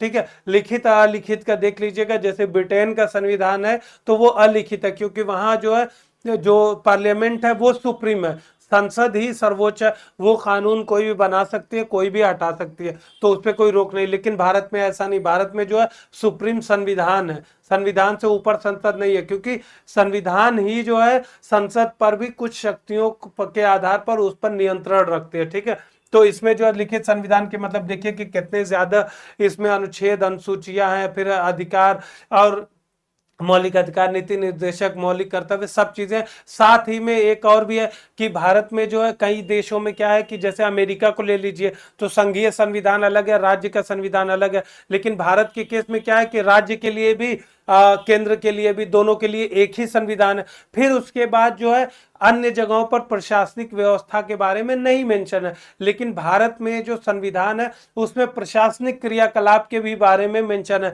भारत में जो उन चीजों को नजर रखने के लिए जो निकाय बनाए गए, जिसमें यूपीएससी आता है, आपका इलेक्शन कमीशन आता है, कैग आता है, या फिर अन्य कमीशन है, वो सारे जो संविधान के तहत निर्माण किए गए उनको भी शामिल किया है। और फिर संविधान में बहुत डिटेल में सारी चीजें मेंशन की गई है, क्योंकि वो वकील बना रहे थे, ज्यादातर तो वकील ही बनाने वाले थे, और आज के टाइम से तो बहुत ही ज्यादा काबिल थे, तो वो जो है उन्होंने अपने हिसाब से खूब लिखा। और उसमें जो है कहीं ना कहीं आपको ट्रांसफर वो भी देखेगी, आपको पार्शियलिटी भी दिखेगी, जो कहीं ना कहीं न्यायपालिका की तरफ झुका रहेगा कि कार्यपालिका और विधायिका ये तो दोनों इधर उधर होते रहेंगे, इनको तो सब चीज की जवाबदेही देनी है, लेकिन न्यायपालिका को कोई जवाबदेही नहीं है। वही सुप्रीम है अपने आप में, जो व्याख्या कर दिए या फिर जो कार्य कर दिए वही अपने आप में, अगर आप कुछ बोलेंगे तो आप पे केस भी डिफेमेशन का लग जाएगा।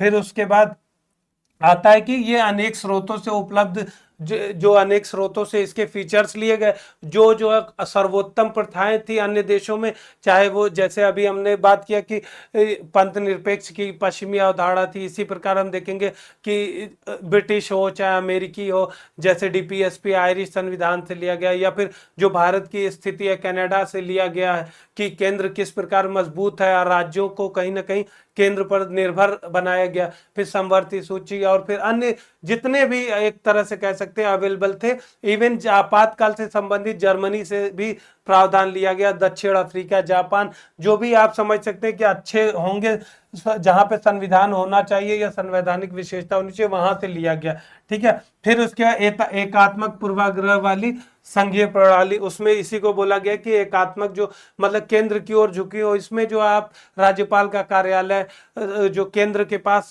शक्तियों का अधिक होना, इसमें जो अनुदान की भी शक्तियां की, क्योंकि कहीं ना कहीं वित्तीय रूप से अनुदान को लेकर भी केंद्र पर निर्भर होते हैं राज्य।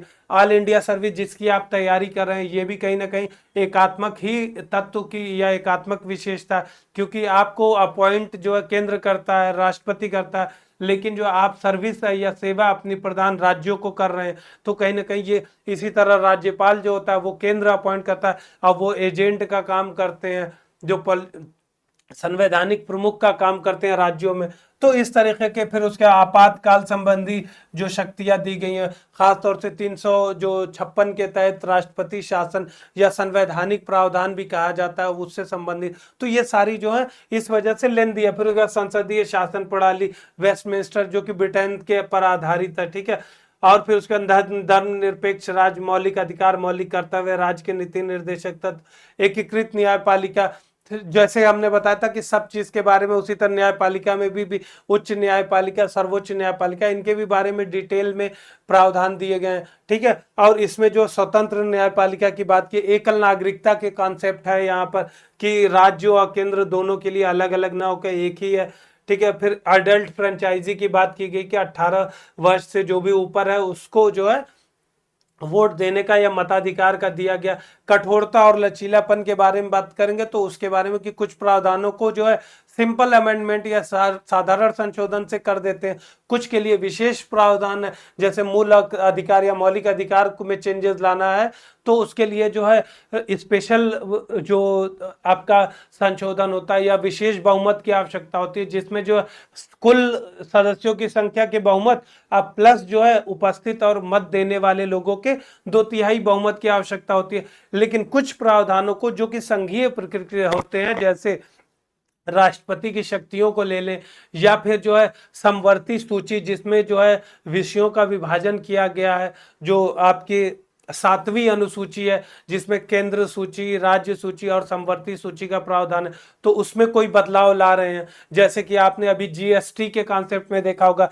जब जीएसटी बिल पास हो रहा था तो जो क्योंकि संघीय कर से संबंधित, जो संघ और केंद्र की शक्तियों से संबंधित था, तो ऐसे में क्या होता है कि विशेष बहुमत की भी आवश्यकता होती है, साथ में कम से कम आधे राज्यों द्वारा जो उसे पास किया जाना चाहिए। जो आधे राज्यों का कॉन्सेप्ट है उनको जो है साधारण बहुमत से पास करना रहता, उनके लिए कोई ऐसा स्पेशल बहुमत की जरूरत नहीं, लेकिन आधे राज्यों की जो है अनुसमर्थन यानी उनकी सहमति की आवश्यकता होती है। ठीक है, फिर उसके बाद जो है आप माइनॉरिटीज या फिर SC ST ऐसे लोगों के लिए भी स्पेशल प्रावधान बनाए गए हैं। फिर जो वल्नरेबल सेक्शन है उनके भी सांस्कृतिक शैक्षणिक अधिकार के लिए, इसमें आप जो है 5वीं अनुसूची और 6ठी अनुसूची, इन दोनों के बारे में जरूर आप देख लीजिएगा, क्योंकि जैसे 6ठी जो अनुसूची है उसमें तो असम, मेघालय, त्रिपुरा, मिजोरम के बारे में है मेनली।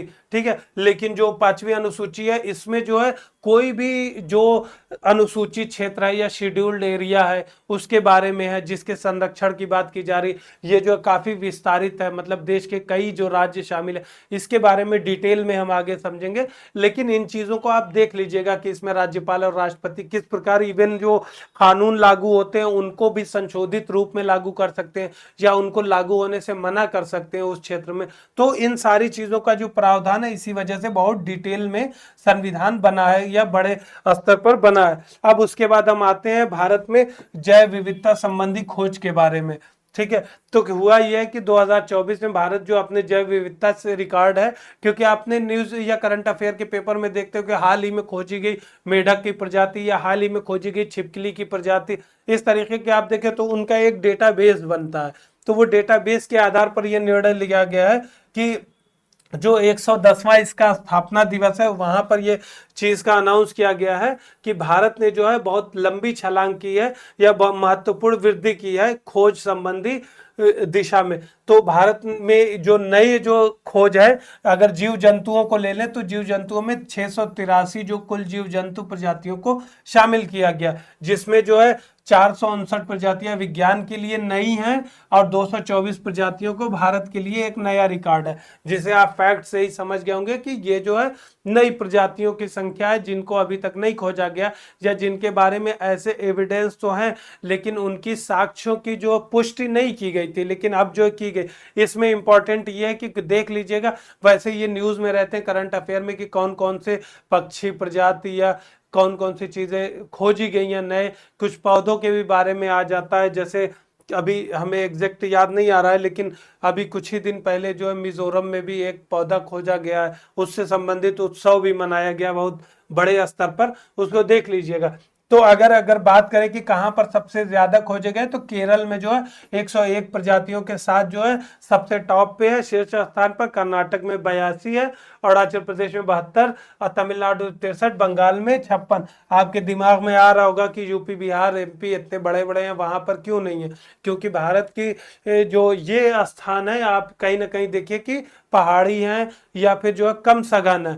ठीक है, यूपी में क्या है कि यूपी बिहार की अगर आप बात करेंगे तो इस तरह के क्षेत्र या इस तरह की स्थलाकृति की कमी है, या ऐसे जो स्थान पश्चिमी घाट की तरह कम है। ठीक है, यहाँ तो प्लेन है। हाँ, हालत यूपी में और बिहार में ये है कि जो पहले जो भूत प्रेत की बात होती है, भूत प्रेतों के लिए ये स्थान नहीं बचे हैं। ठीक है, तो अब अगर बात करें कि अब प्रजातियों की संख्या कितनी हो गई है, तो ये हमारी जो है 1,05,244 प्रजातियां और उप प्रजातियां अब जो है जो अपडेटेड लास्ट डेटा है उसमें शामिल है। अब अगर इसी तरफ जो पौधों से संबंधित या पुष्प से संबंधित प्रजातियों की बात करें तो उसमें 433 है ऐसी संख्या, जिसमें जो है आपके सामान्य पौधे, उसके फंगस या लाइकेन या शैवाल, ये सारे इस तरीके के, इसमें माइक्रोबैक्टीरिया भी आएंगे। ठीक है, या साइनोबैक्टीरिया भी आएंगे, फिर उसका टेरिफाइट्स, ये सारी चीजें इसमें शामिल है। इसी के चलते जो है भारत को महाविविधता वाला देश या मेगा डाइवर्स भी इसे कहते हैं। मेगा डाइवर्स की मतलब अति विशाल विविधता वाला क्षेत्र के रूप में भारत को नामित किया गया, क्योंकि भारत में 7 से 8% जो प्रजातियां पाई जाती हैं। जिस प्रकार भारत में लगभग 4% क्षेत्रफल ही होकर जो है 18% जो है विश्व की जनसंख्या को अपने अंदर समाहित किया हुआ है, उसी तरह पशु पक्षी और पौधों की भी प्रजातियों के उसी प्रकार जो है समाये हुआ है भारत। तो इसलिए भारत को महाविविध देशों में शामिल किया गया, क्योंकि वैसे भी देखेंगे तो भारत में कहीं ना कहीं 4 हॉट स्पॉट की सीमा जो है लगती है, या फिर वो पूर्ण रूप से भारत में ही है या फिर जो है आधा उसका हिस्सा है। ठीक है, जैसे आप म्यांमार वाले क्षेत्र का ले लीजिए तो कहीं ना कहीं कई बड़ा क्षेत्र कवर करा है, या सुंडालैंड में देखिए या जिसमें अंडमान निकोबार वाले क्षेत्र आता है, तो वैसे जो है कहीं ना कहीं 4 हॉट स्पॉट जो है भारत में शामिल है। ठीक है, इस अवधारणा को किसके द्वारा निकाला गया? कंजर्वेशन इंटरनेशनल द्वारा, जो मेगा डाइवर्स की जो कॉन्सेप्ट है। ठीक है, हॉट स्पॉट का जो कॉन्सेप्ट है वो भी इन्हीं के द्वारा, कंजर्वेशन इंटरनेशनल का ही एक संकल्पना है। ठीक है, इसमें क्या होता है कि बहुत ज्यादा संख्या में होनी चाहिए जो प्रजाति है, स्थानीय प्रजाति। ठीक है, और फिर ये जो है कम क्षेत्र होते हैं, लेकिन विश्व के जो है लगभग 70% जो है प्रजातियों और मतलब प्रजातीय विविधता में योगदान देती है। ठीक है, इसी आधार पर यह मान्यता दी जाती है। जो मेगा डाइवर्स कंट्री की अभी हालिया संख्या के बारे में बात करें तो 17 है, टोटल। इस डेटा को याद रखिएगा क्योंकि कभी कभी पूछ सकता है। उन 17 में इन देशों को देख लीजिएगा जिसमें भारत, ब्राजील, इंडोनेशिया, चीन, मैक्सिको, कोलंबिया, इस तरीके के अन्य देश शामिल है। ठीक है, तो ये इन देशों पे एक सरसरी निगाह जो है डाल लीजिएगा, क्योंकि कभी कभी इसमें हो सकता है कि कुछ यूरोपीय देशों को या ऐसे देशों को जोड़ दें कि जो कि हाईली डेवलप्ड हो और वहां पर इस प्रकार की विविधता नहीं पाई जाती हो, जैसे लग्जमबर्ग या लिechtenstein को, जिसमें जोड़ के आपको कंफ्यूज कर सकता है। ठीक है, तो अब अगर भारत के बारे में, अगर इससे संबंधित कुछ फैक्ट के बारे में बात करें तो भारत में जैसा कि पहले बताया कि 7 से 8% जो है प्रजातियां यहाँ पर जो आइडेंटिफाई की गई हैं, और भारत जो है जो जैव विविधता के स्थल है या हॉट स्पॉट है वो 4 है। उसमें कौन कौन से आते हैं? पश्चिमी घाट, हिमालय, इंडो बर्मा, सुंडालैंड। ठीक है, तो पश्चिमी घाट कहीं ना कहीं और हिमालयी क्षेत्र का बड़ा हिस्सा डायरेक्ट भारत में है। इंडो बर्मा को ले ले या सुंडालैंड को ले लेंगे तो इसमें अन्य देशों की भी सीमाएं शामिल है। इसी प्रकार देख सकते हैं हम कि भारत में कितनी जो अधिक विविधता। अगर यहाँ पर सबसे इंपॉर्टेंट जो है खतरे या चैलेंजेस की बात करें तो जैसा बात कहे थे कि हैबिटेट लॉस सबसे बड़ा होता है। इसको कहीं पर भी आप लिखिएगा वो अट जाएगा। कोई भी क्वेश्चन आता है, हैबिटेट लॉस जो है सबसे बड़ा रीजन है। पक्षी, पुष्प, कोई भी चीज अगर इफेक्ट हो रही है या प्रभावित हो रही है, तो अगर आप खतरे के बारे में लिखना है तो उसका हैबिटेट लॉस या पर्यावास क्षति या पर्यावास हानि आप वैसे ही लिख सकते हैं। फिर जलवायु परिवर्तन, प्रदूषण, ये सारे कहीं ना कहीं बहुत लॉजिकल पॉइंट है, आप जिनको कहीं पर भी डाल सकते हैं। इससे संबंधित जो 2002 का सीबीडी कन्वेंशन है वो भी इस क्षेत्र में आप देख लीजिएगा, उनसे उसके बारे में भी पूछ सकता। अगर अब जूलॉजिकल सर्वे ऑफ इंडिया के बारे में बात करें तो 1916 में ये स्थापित किया गया था। यहाँ पर ये क्वेश्चन बना सकता है कि जूलॉजिकल सर्वे ऑफ इंडिया की स्थापना जो है स्वतंत्रता के तत्काल बाद की गई थी, तो ऐसे ट्विस्ट कर सकता है, तो उसमें ये कंफ्यूज मत होइएगा। 1916 में ये ब्रिटिश शासन के दौरान ही किया गया था और ये कोलकाता, पश्चिम बंगाल में इसका हेडक्वार्टर है, और ये सारे जो पर्यावरण वन मंत्रालय के अधीन कार्य करते हैं। अब इसके उद्देश्य में सिंपल है कि सर्वेक्षण करना, उनकी खोज करना, उनकी निगरानी करना, उनकी मॉनिटरिंग करना, फिर उनका जो क्लासिफिकेशन यानी वर्गीकरण करना, और फिर इसी से संबंधित जो है डेटा कलेक्ट करना, उसको आगे जो है उन चीजों को सामने लाना, फिर उसी से जो है एक जो लिस्ट बनाएंगे, उसी से कहीं ना कहीं एटलस बनेगा, फिर मोनोग्राफ, या फिर जो अभी हम रिपोर्ट पढ़ रहे हैं उस प्रकार की रिपोर्ट जारी करना। ठीक है, ये जो सूचियां बनाते हैं इसी से जो है कहीं ना कहीं आगे सरकार को अपने क्रियाकलाप या आगे की स्कीम चलाने में सहायता मिलती है, क्योंकि इन्हीं सूचियों के आधार पर सरकार को एक अंदाजा लगता है कि किन प्रजातियों को संरक्षण की ज्यादा आवश्यकता है, किन प्रजातियों को किस प्रकार के संरक्षण की आवश्यकता है, कौन कौन सी पद्धति अपनानी चाहिए, तो वो सारे कहीं ना कहीं हेल्प का काम करते हैं। इसी को देखते हुए जो भारत ने 2.0 संस्करण भी लॉन्च किया है। ठीक है, इसको देख लीजिएगा आप लोग। अब आते हैं हम अपने नेक्स्ट टॉपिक पर, हूल दिवस। ठीक है, जो कि ट्राइबल मूवमेंट या जनजातीय आंदोलन से संबंधित है। इसकी बात इसलिए कर रहे हैं क्योंकि कल हमारे प्रधानमंत्री द्वारा जो है संथाल विद्रोह के कॉन्सेप्ट में इस बात की जो है श्रद्धांजलि अर्पित किया गया। इससे जो संबंधित नेता थे, इसमें सिद्धू कान्हू के बारे में या फूलो जानो, चांद भैरव, इन लोग के बारे में अक्सर कभी कभी क्वेश्चन जो है डायरेक्ट पूछ देता है कि सिद्धू कान्हू जो है या जो है फूलो जानो किस आंदोलन से या किस उससे संबंधित है। उसमें जो टाना भगत, भील या संथाल या मुंडा, इस तरीके के 4-5 ऑप्शन देके आपको पूछा जा सकता है। ठीक है, तो ये याद रखिएगा। ये इंपॉर्टेंट ये है कि एक संगठित रूप में था जो कि 1857 से के विद्रोह से जस्ट पहले था। ये जो संथाल परगना जो कि अभी झारखंड में है, लेकिन इसकी कुछ सीमाएं जो उड़ीसा क्षेत्र में या पश्चिम बंगाल और बिहार में कुछ क्षेत्र में लगती हैं। ठीक है, ये जो है आदिवासी समुदाय की वीरता, एकता, स्थायी विरासत के बारे में है। अब भारत में ब्रिटिश शासन के विरुद्ध जनजातीय विद्रोह के बारे में बात करें तो इनका जो जनजातीय विद्रोह का, जैसे हमने पहले कॉन्सेप्ट आपको बताया कि जो जनजातीय क्षेत्र में विद्रोह था उनके पीछे कुछ इंपॉर्टेंट रीजन थे जो आपको जानना चाहिए, और उसी को आप कहीं पर भी एडजस्ट कर देंगे, चाहे वो साउथ में हो, नॉर्थ में हो, हर जगह हो जाएगा। कि वन क्षेत्र में अतिक्रमण, पहला क्योंकि आप एक मतलब कहीं ना कहीं क्रोनोलॉजी स्टाइल में याद कर सकते हैं, क्योंकि आदिवासी क्षेत्र में पहले क्या होगा, जो उनके जो है अतिक्रमण हो रहा, उनके क्षेत्र में घुस गए, फिर उनके क्योंकि अब परमानेंट सेटलमेंट हो गया तो उनकी जो लैंड है उसको प्राइवेटाइज कर दिया गया। अभी तो क्या था, खूट कट्ठी टाइप का, मतलब एक सामुदायिक संपत्ति का था, लेकिन प्लेन में ऐसा नहीं। प्लेन में तो वो डिमार्केशन है कि ये 2 बीघा इनका है, 2 बीघा इनका, या इस तरीके का 1 बिस्सा इनका, तो इस तरह से। लेकिन आदिवासी क्षेत्र में ऐसा नहीं होता, वो जो है कहीं ना कहीं ज्वाइंट संपत्ति होती है या संयुक्त संपत्ति का कॉन्सेप्ट होता है, ठीक है। तो वहां पर उस वो कॉन्सेप्ट ही खत्म हो गया जब पहले तो ब्रिटिश इंटरफेरेंस हुआ, ठीक है। उससे जो है कई बीमारियों का प्रकोप भी उन लोगों में फैला, जिसमें हैजा, कालरा, ये सारी चीजें जो, क्योंकि वो उनका अपना एक इंडिजिनस लाइफ स्टाइल था। लेकिन बाहरी लोग गए तो उनसे जो छुआछूत संबंधी बीमारी, क्योंकि यहाँ तो हम अब दिल्ली में रह रहे हैं तो हम जो पॉल्यूशन का अडाप्ट कर लिए, तो हमें पता भी नहीं है कि हम कितनी बीमारियां लेके अपने साथ चल रहे हैं। लेकिन एक्चुअल में अगर हम कोई, जैसे कि झारवा ट्राइब है आपकी अंडमान में रह रही है, या फिर कोई और शैम्पेन ट्राइब है, उनके साथ हम 4 दिन रह लेंगे तो हम उनको 10 बीमारियां दे के चले आएंगे। हमें नहीं फर्क पड़ रहा है, लेकिन हमें पता नहीं, लेकिन उनकी कैपेसिटी नहीं है उन चीजों को बर्दाश्त कर पाने की, तो इस प्रकार की बीमारियां फैलाए, ठीक है। लेकिन इसको अगर प्रशासन में विद्रोह के कारण में देखें तो विद्रोह में ये छोटा कारण, लेकिन सबसे बड़ा है जो घुसना और जो उनकी संपत्ति पर कब्जा करना, यानी उनके जो लैंड का प्राइवेटाइजेशन कर दिया, यानी उनके वन से संबंधित अधिकारों का अतिक्रमण किया। क्योंकि जो है शहर पे टैक्स लगा दिया उन पे अलग अलग तरीके के, ठीक है।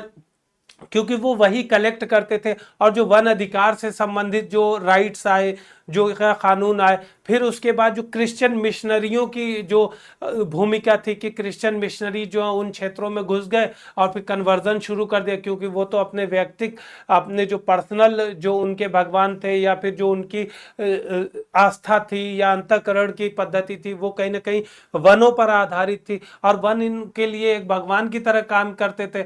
लेकिन इन लोगों के लिए, दूसरे लोगों के लिए तो वन जो है एक रिसोर्स का मतलब साधन थे या एक संसाधन की तरह थे, तो उसको उन्होंने इस तरह से इस्तेमाल किया। फिर उसके बाद रेलवे लाइन का बिछाया जाना या ट्रांसपोर्टेशन के लिए जो सड़क निर्माण या ये सब चीजें हुई, तो उसकी वजह से उनको डायरेक्ट वो कांटेक्ट में आ गए। पहले जो इस तरीके का नहीं था कि कोई उनका डायरेक्ट कांटेक्ट हो, लेकिन जब अब कलकत्ता है या फिर इधर मुंबई है, फिर या मद्रास है या फिर दिल्ली या अवध क्षेत्र है, तो इस क्षेत्र को जोड़ने के लिए, या क्योंकि उनको उत्तर पश्चिम सीमा को भी सिक्योर करना था, तो रेलवे का जो इतनी तेजी से निर्माण हुआ उसकी वजह से हुआ उनके अधिकारों का अतिक्रमण। अभी जो रेलवे और सड़क निर्माण हुआ, तो वहां पर क्या किया ब्रिटिश प्रशासन वाला, जो प्रशासन द्वारा उनसे बेगार कराया गया, यानी उनसे काम कराया गया, लेकिन उसकी कोई मजदूरी नहीं दी गई, या बेगार प्रथा को प्रोत्साहित किया गया वहां पर, ठीक है। फिर उसके बाद जो बाहर के, क्योंकि लैंड का प्राइवेटाइजेशन कर दिया गया, तो जो बाहरी लोग आए, तो बाहरी लोगों ने उन पर जुल्म किए, क्योंकि बाहरी लोग तो वहां अपने उसके लिए गए थे, कहीं ना कहीं मुनाफे की आधारित गए थे, बिजनेस लेके गए थे। तो वहां पर उन लोगों ने, जिनको डीकू बोलते थे, तो वो लोग जो है उनको और ज्यादा परेशान किया। इसमें साहूकारों का भी रोल बहुत ज्यादा जो है खतरनाक था, क्योंकि उन्होंने छोटी छोटी धनराशि में, वो लोग इतना पढ़े लिखे तो होते नहीं थे, तो उनके साथ जो है अलग अलग टाइप के एग्रीमेंट करा लिए, तो जिनसे उन्होंने एक तरह से बंधुआ मजदूर बना दिया, उनकी जो प्रॉपर्टीज थी या राइट्स थे उसको उस पर अधिकार कर लिया। तो ये कुछ से ऐसे कॉन्सेप्ट थे जो कि आप कहीं ना कहीं हर जगह आपके सेट हो जाएंगे, ठीक है। फिर उसके बाद अब इन्हीं सब चीजों को देखिए कि आर्थिक शोषण, वन कानून, पारंपरिक आदिवासी जीवन में भूमि अलगाववाद, इसमें जो है मिशनरी वाला भी ऐड कर लीजिएगा, इसमें नहीं है लिखा, ठीक है। तो जमींदारों और साहूकारों का इसमें रोल, और फिर ये लोग भी इतना ज्यादा नहीं थे जो इनिशियल मोमेंट हुए। अगर आप जो गांधी जी के समय से अगर पहले आएंगे, तो ये जो मोमेंट होते थे, तो ये जो आपने इमीडिएट जो एक्सप्लॉइटर थे या शोषण करता थे, उन्हीं के खिलाफ विद्रोह करते थे। इनको लगता था कि जो ब्रिटेन की महारानी या जो वो शासन है, वो इनके लिए पॉजिटिव का काम कर रहा है या सकारात्मक, उसके खिलाफ नहीं होता था।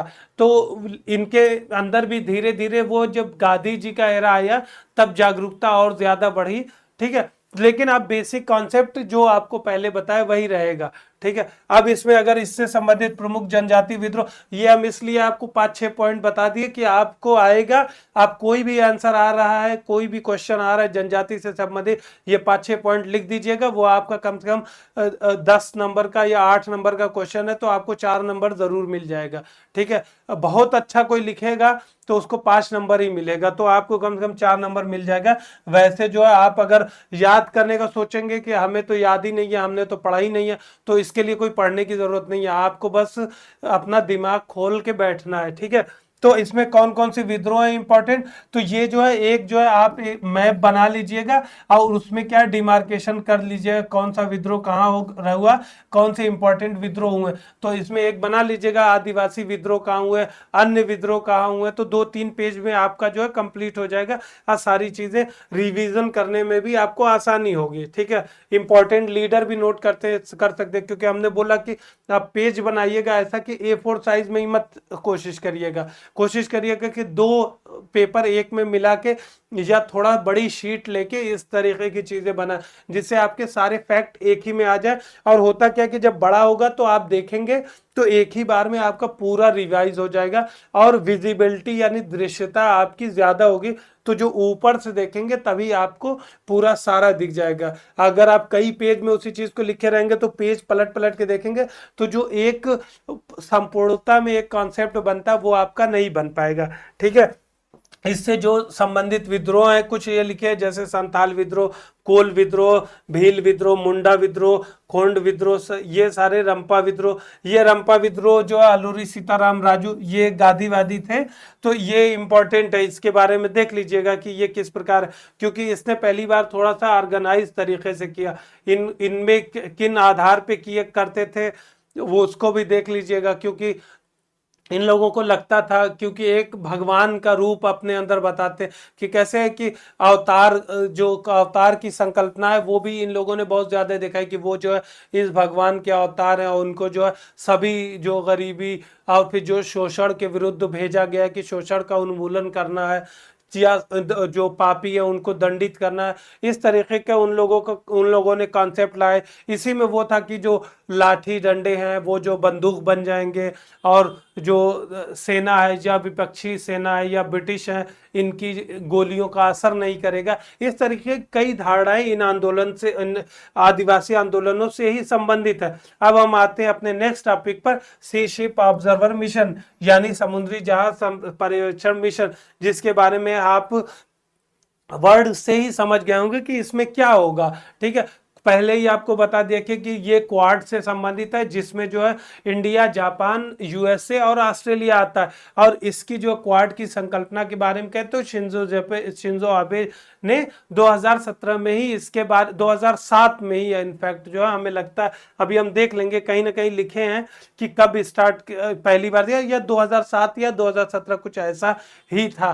ठीक है, तो इसमें ये कई चीजें करते हैं, ये क्षेत्रीय सहयोग के बारे में इंपॉर्टेंटली है, जिसमें हिंद महासागर और प्रशांत महासागर को लेकर है।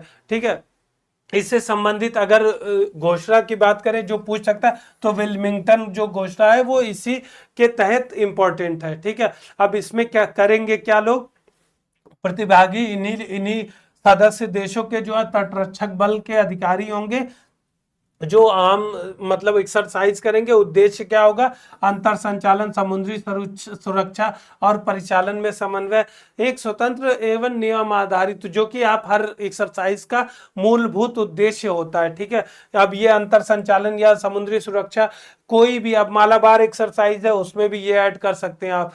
अगर अंतर संचालन की बात करें, अभी कई जो है एक्सरसाइज वो, उसमें आप आतंकवाद रोधी भी आप पॉइंट ऐड कर सकते हैं। ठीक है, तो ये कुछ कुछ पॉइंट ऐसे हैं कि आप सब में ऐड कर देंगे तो भी वो गलत नहीं होगा आपका। लेकिन आपका जो कहा जाता है ना कि हमने जो है इस क्वेश्चन के लाइन में जो है, इस क्वेश्चन के आंसर में जो हमने 10 पॉइंट जोड़े, तो वो 10 पॉइंट याद करने की जरूरत नहीं होती, वो ऐसे ही निकाले जाते हैं। 2-3 ही सब लिखता है, जो आप लिख रहे हैं भाई हम भी लिखेंगे, लेकिन जो बाकी इनहेरिट करके उससे निकालेंगे वो इंपॉर्टेंट होता है, तो जिससे आपका जो है दिखता है कि आप कितना इंटर रिलेट कर पा रहे हैं। तो जो लोग जो है कई कई पॉइंट लिख देते हैं तो उससे जो है नंबर आ जाते हैं ज्यादा। और ऐसे में क्या होता है कि आप ग्राफिकल रिप्रेजेंटेशन भी आसानी से कर सकते हैं, जैसे इस प्रकार जोड़ते हुए आ जाएंगे। तो अभी यहाँ इस तरह से पॉइंट लिखते आएंगे तो एग्जामिनर को भी अच्छा लगता है, या फिर इस तरह से बना के चारों तरफ अपना जो है कम से कम 1 2 3 4 जो है पॉइंट जो है अपना मतलब दिखा डिपिक्ट कर सकते हैं। उसके नेचर की बात करें तो इसमें जो है सदस्य देशों के लोग मिले हैं, कई सदस्य, तो कहीं ना कहीं समावेशी प्रकृति और जो उन्नयन का ज्यादा संभावना रहेगी, क्योंकि बाकी सारे हाईली डेवलप्ड कंट्रीज हैं।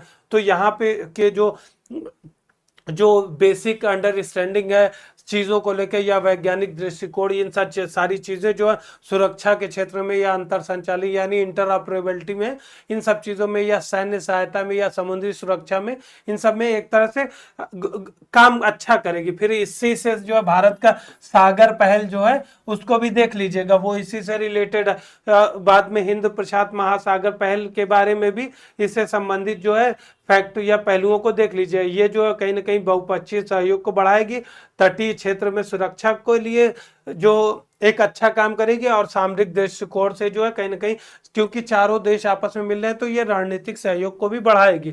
ठीक है, फिर उसके बाद क्वाड की बात करें तो ये जैसा बताया था एक रणनीतिक मंच है जो ये चारों देश शामिल है। ठीक है, इसकी जो उत्पत्ति या स्थापना की विकास 2007 में, ठीक है, ये शिंजो आबे ने के काल में अमेरिका और ऑस्ट्रेलिया के सहयोग से एक संकल्पना की थी, लेकिन जो है ये धीरे धीरे उच्च जो शिखर वार्ता के आधार पर आगे स्थापित हुई, जिसको हमने आगे देखा था। ठीक है, तो ये इससे रिलेटेड फैक्ट है।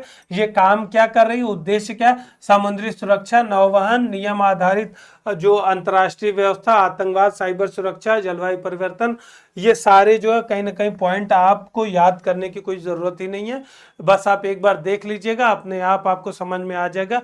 आप इवन चारों देशों के नाम लिख लीजिएगा और सोचिएगा कि चारों देशों को किन चीजों की जरूरत है, अगर मिल रहे हैं तो अपने आप वो चीजें जैसे आतंकवाद, साइबर सुरक्षा, जलवायु परिवर्तन या आपूर्ति श्रृंखला, लचीलापन, इसमें कोई ऐसा नया फैक्ट नहीं है कि जो हम आपको बताएं और आप उत्तेजित हो उठें। तो ये सारी चीजें कहीं ना कहीं इसमें मेंशन है और आप भी अपने दिमाग से समझ सकते हैं कि ये क्या है। ठीक है, इससे इंपॉर्टेंट जो है क्वाड की कुछ महत्वपूर्ण पहले हैं, ये जो है इनको देख लीजिएगा। ये आपके लिए जरूरी है कि अगर क्वाड के संबंध में अगर आपसे आंसर लिखना हो तो वहां पर ये चीजों को ऐड कर सकते हैं, इससे संबंधित पहल को लेकर। ठीक है, इसके महत्व को जैसे हमने स्टार्टिंग में एकदम बताया था कि ये जो है चीन की जो one India, one nation one belt and one road का जो इनिशिएटिव था उसके बारे में था, उसको कंटेन करने के लिए, यानी चीन की जो प्रभुत्ववादी जो दृष्टिकोण था उसको कहीं ना कहीं रोक लगाने के लिए था, और हिंद महासागर और प्रशांत सागर में जो चीन का बढ़ता जो डोमिनेंस था उसको रोकने के लिए था। और कहीं ना कहीं क्योंकि सारे जो कंट्री हैं इसमें चारों, वो कहीं ना कहीं से लोकतांत्रिक देश हैं या लोकतंत्र में विश्वास रखते हैं, इस प्रकार जो है कहीं ना कहीं वो साझा दृष्टिकोण की बात करते हैं और उनके मूल्य जो है एक साझा मूल्य को दर्शाते हैं। ठीक है, इसी प्रकार जो है कहीं ना कहीं एक्सरसाइज से जो है इस क्षेत्र में रणनीतिक सहयोग, समुद्री सैन्य सुरक्षा, व्यापार मार्ग की सुरक्षा या अन्य सुरक्षा, और फिर उसके बाद इसमें जोड़ सकते हैं आतंकवादी घटना संबंधी सुरक्षा या फिर जो नौवहन मार्ग की स्थिरता से संबंधित सुरक्षा, इन सब चीज़ों को जो है बढ़ावा देना और जो है वैश्विक स्तर पर एक अंतर्राष्ट्रीय सुचारू प्रणाली की स्थापना बनाए रखने के लिए मुख्य उद्देश्य इसका था। ठीक है, तो ये रहे हमारे इंपॉर्टेंट आज के टॉपिक। कल के हम टॉपिक में देखेंगे कि क्या है, हम आपको आज ही बता देते हैं कि कल का तो हम करेंगे करंट अफेयर, लेकिन उसके बाद जो है कम 1 2 दिन आपका गैप रहेगा, उसको हम बाद में कवर कर देंगे फिर। लेकिन 7 तारीख से यानी 7 जुलाई से फिर से आपका as it is daily current affair start कर देंगे। ठीक है, तब तक के लिए धन्यवाद।